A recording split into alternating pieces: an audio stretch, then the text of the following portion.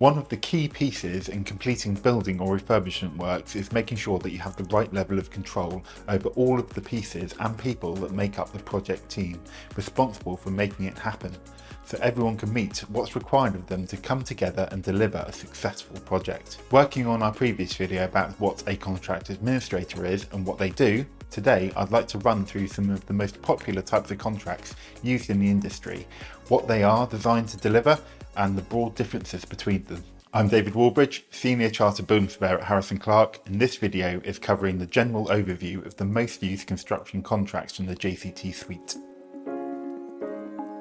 A contract, in the simple terms, is a legally enforceable document where the parties agree to provide a product or service and the other party to pay for said product or service. The contract outlines the terms in how that thing should be delivered or when something should be paid for.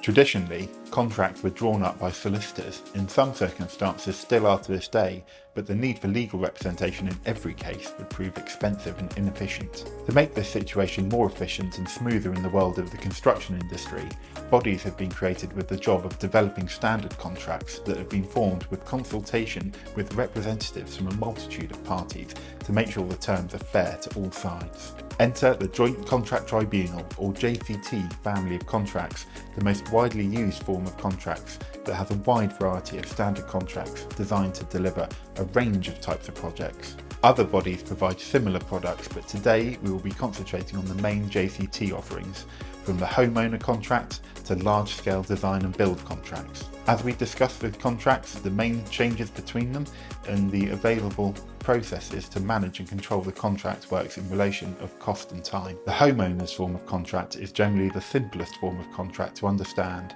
and it's been done so purposefully. This is designed to be used and understood by the everyman rather than needing the assistance of construction professionals, although a version that is administered by a professional is available. And we would still advise that a construction professional is asked to get the contract in place to ensure it is properly completed and reasonable and correct values have been included and agreed to, and would advocate for the level of additional value and reassurance that having a third-party administrator over the contract can have. This contract is easily understood and provides a good framework to support both parties, outlining their responsibilities and what to do if there is a dispute. The aim to keep it simple but still have a formal framework that can be relied upon by all parties, including clients, contractors, surveyors and architects. The next form of contract is the minor works contract, designed for small-scale projects. This could be extensions to small new build schemes. This is designed on a more traditional project where the employer is responsible for designing the works and appointing experts or advisors to complete this on their behalf. This form of contract has a more formal procedure and controls, but is still the simplest form in non-residential contexts. Its limited scope and simplicity can be beneficial in the ease of use and will be easier to use and understand for smaller contractors who may tend to add additional costs to quotations if they're asked to complete works under a more complex form of contract to manage any perceived risk they may feel they need to account for. Larger projects need to be placed under a contract and have been let traditionally, meaning the client has appointed all the major project members such as the architect, structural engineer and contractor, etc.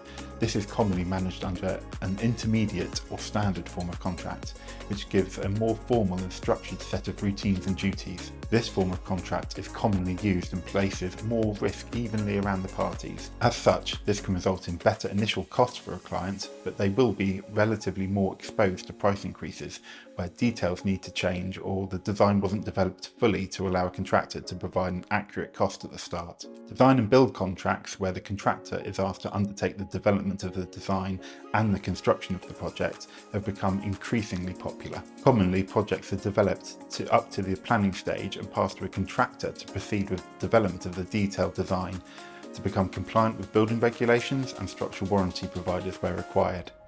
This gives the contractor more flexibility on how they approach the construction of these properties.